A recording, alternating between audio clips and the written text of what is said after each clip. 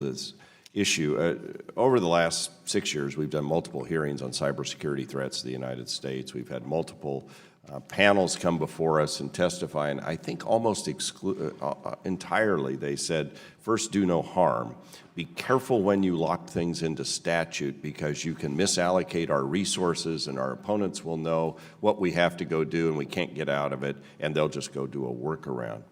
So how do we establish a framework that would both be appropriate here but have an effect internationally, because we don't make all the devices and we may have market power, but we're not the biggest market anymore.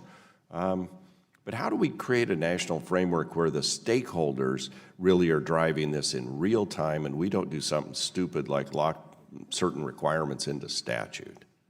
Mr. Drew, can I start with you and we'll just work down the panel? I think the best place to start is with standards.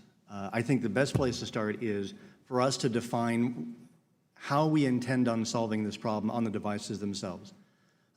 Industries has a number of standards with regards to how they operate these platforms once they purchase them, but they don't have standards on how they're supposed to be manufactured to be secure pre-market. So I believe if we were to start with standards and then apply pressure I'm as an industry, I'm under pressure to implement standards in order to be able to serve businesses and serve consumers. I think if we start with that standard, then we're able to apply that pressure. And to the extent that pressure can be applied globally, I think that we can get some traction and some momentum before we have to start regulating.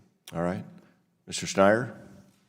I'm also a fan of standards, and I think your question is a really important one. How do you do it properly as to not stifle innovation? Right. And I think the answer is to make them technologically invariant. And I tend to look at the pollution model as something, what works and what doesn't. And what works is, here's the result we want. Figure out how to do it in the most cost-effective way possible, rather than legislate, here's the process, here's the technology. Because the standard has to be technologically invariant. And I know you had a driverless car hearing yesterday, and I think it's somewhat similar. We're going to make standards on the driverless car manufacturers to do things properly, but we're going to assume an environment where there exists, malicious cars out to get you. So we'll have to deal with the rogue devices. We can't assume that everything on the internet or everything on the roads is going to be benign and secure. But standards will raise the tide, but yes, we have to do them properly, because you do them wrong and it will stifle innovation. Do them right, I think it'll help innovation. All right. Dr. Fu? Yes, I think there are ways you can do this effectively without stifling innovation. And in fact, I believe that a well-designed cybersecurity framework will actually promote innovation. I'll try to avoid the technical side, but I'll just say, of course, encoding mechanism would be unwise. For instance, if you decide to encode that all forms must be signed in blue ink, that didn't, assume the existence of e-signatures in the future. So you should be very careful of encoding mechanism. However, principles, I think you can encode.